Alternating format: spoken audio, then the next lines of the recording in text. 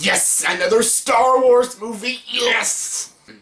Hey everyone, welcome to another review. Here's my review for Rogue One, a Star Wars story. Yes, finally, after a year, yes, because it's only been a year since our last Star Wars movie, we have another Star Wars movie, which is called Rogue One, a Star Wars story, and I finally got to watch it, and yes, I know all of you are thinking, okay, here's a typical review for Mr. J. Vaders. You know, he's a Star Wars fanboy, so he's going to like this movie no matter what, as long as it's not a prequel. Well, here's a little fact for you. This movie, technically, a prequel. It's a prequel.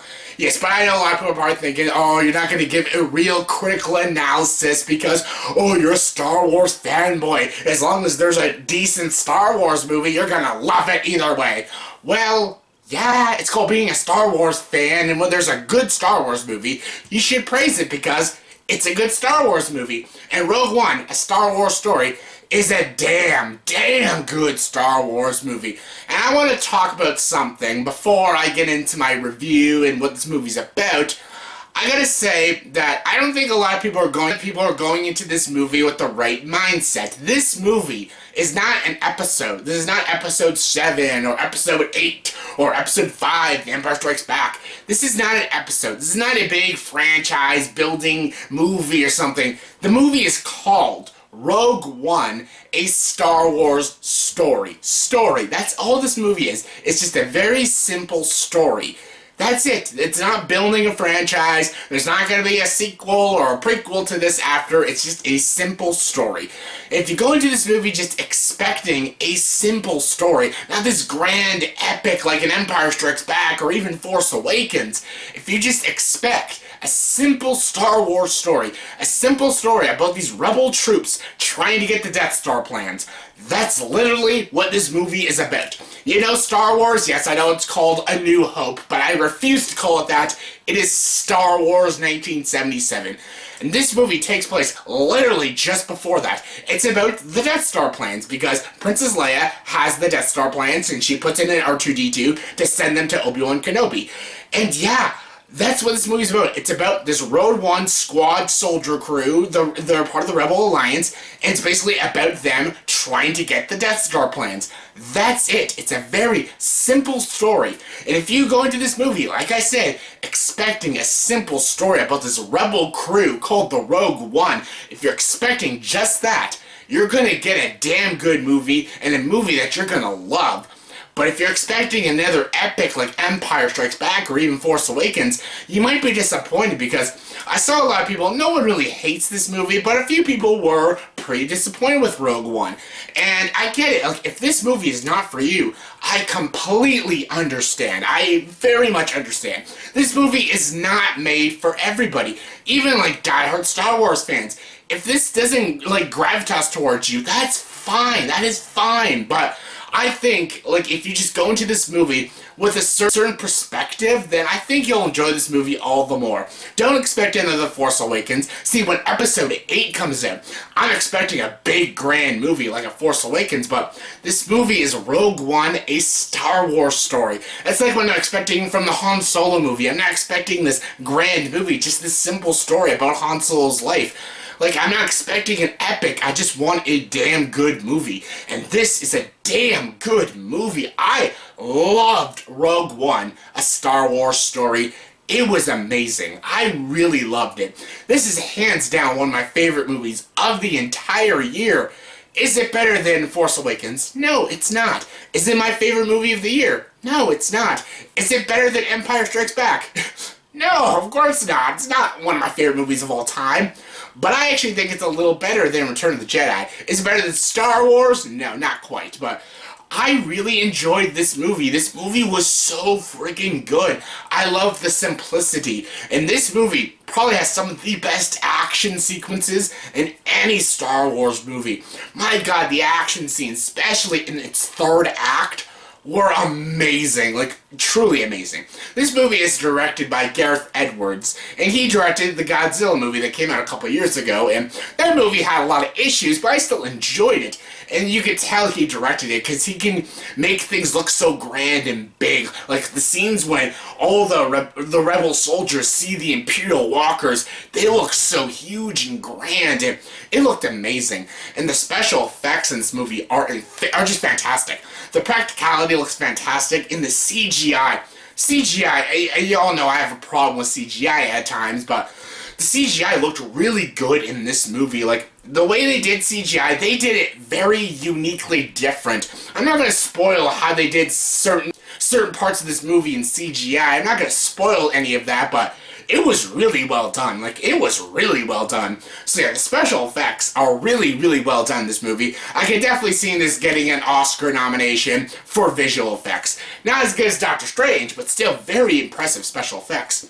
You know what else was good? The performances. The performances in this entire movie were all really solid in this movie. Like, yes, Felicity Jones, an actress that you all know I don't care for, was great in this movie. She was solid as Jin Erso. She was great. I loved the character of Jin Erso. She was a great, compelling, three-dimensional character. Right when the movie opened, I was really, like, invested with her story and her character. And Felicity Jones gave the character a lot of justice. She did a damn good job. Congratulations, yes. Congratulations, Felicity Jones. This is the only movie I've ever liked you in since, like crazy. Like, she was so good. Yes, her and Eddie Redmayne had a good year this year. Between Eddie Redmayne playing Newt Scamander in Fantastic Beasts and Where to Find Them, and Felicity Jones playing Jin Erso. So that just goes to show you, any actor can be good as long as you're in a Harry Potter movie or a Star Wars movie. But yeah, Felicity Jones was really good. I liked Mads Mikkelsen in this movie as well, but he wasn't in it a lot, but he was really good too. And I liked Diego Luna. He was great. Riz Ahmed was really good in this movie too. He's got a great year between this and The Night Of. Very good year for Riz Ahmed. And Donnie Yen. Oh my god. I don't know whose choice it was to put Donnie Yen in a Star Wars movie, but damn, that is genius right there. Come on, all you Ip Man fans will be impressed, and you'll just love Donnie Yen in this movie. I freaking loved Donnie Yen in this movie. He was so great. I even loved his little partner guy. I forget his name, but he was freaking awesome in this movie. But you know who the show stealer in this movie was? The robot. Yep, the freaking robot. I'll put his name up there. I forget his number. I don't want to say it incorrectly, because all you Star Wars fans, I know I'm a Star Wars fan. I am ashamed that I forget his name, but yeah. He was amazing. Yeah, voiced by Alan Tudyk. That just goes to show you. Alan Tudyk can't play a bad role. It's Alan fucking Tudyk. But yeah, for a droid to steal the movie in a Star Wars movie is impressive, because we all know droids and creatures do not steal Star Wars movies. We all saw C-3PO and Jar Jar Binks. Like, they don't steal movies. Yes, I love R2-D2, I love BB-8, but they don't steal Star Wars movies. But this droid certainly stole this movie. He was fucking awesome. He was badass. He looked amazing. The effects on him, amazing. And Alan Tudyk just did a great job voice acting him. He was so good. And I even loved Ben Mendelsohn in this movie. He was a really good and pretty intimidating villain. He wasn't in it that much, but the scenes he was in, he was really good. Same with Forrest Whitaker. He wasn't in it that much, but he was fine. And yes, Darth Vader. I know everyone's expecting some Darth Vader. He's not in it a lot, but I have to say, every scene with Darth Vader is fucking epic. Like, some people might find it underwhelming, not me. Seeing Darth Vader in this movie, he's in like 2 scenes, and the scenes he's in are amazing. Just so freaking good. Oh my god, so good. The ending to this movie, the ending, brilliant. It's so good. It's so good. The entire third act is freaking amazing. The action sequences, the entire battle. My god, how dark and gritty this movie is. Just, oh, it's so good. The ending, though. The ending, brilliant. I loved everything about this movie, yes. There's some cameos in this movie that are all really clever. This movie has a new score, and it's brilliant. The cinematography is really good. Again, the action, the special effects, the editing is just so good in this movie. Splendid editing in this movie. And yeah, I loved everything about this movie. It was all really well done. There's even some really good, subtle, atmospheric moments in this movie, and they really hit well. And this movie did have an emotional impact on me. It was just a damn good Star Wars movie. And this movie actually felt like a straight-up war movie. It was a very dark, depressing, gritty war movie, and I loved it. I freaking loved this movie.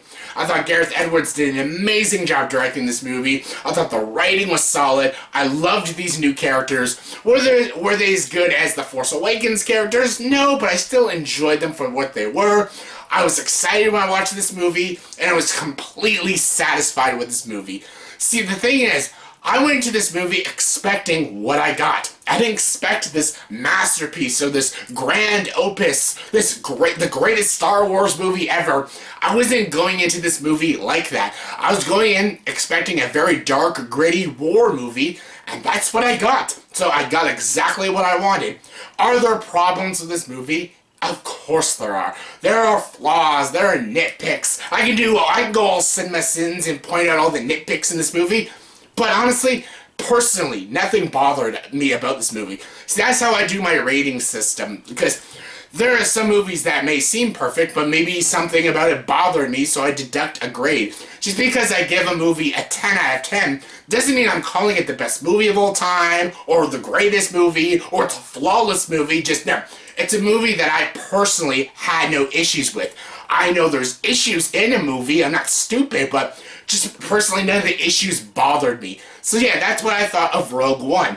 Is there issues? Yes, there are issues, there's flaws, there's things that don't make sense. There's a performance or two that really doesn't add up, but none of them bothered me. Nothing about this movie bothered me. I was just having a blast with this movie. And again, it's a Star Wars movie, and I love a good Star Wars movie, and it's a good Star Wars prequel. So yeah, thumbs up for that. So yeah, on a scale of 1 to 10, I'm going to give Rogue One, a Star Wars story, a 10 out of 10. Yes, this movie was great. I even bought a Rogue One cup.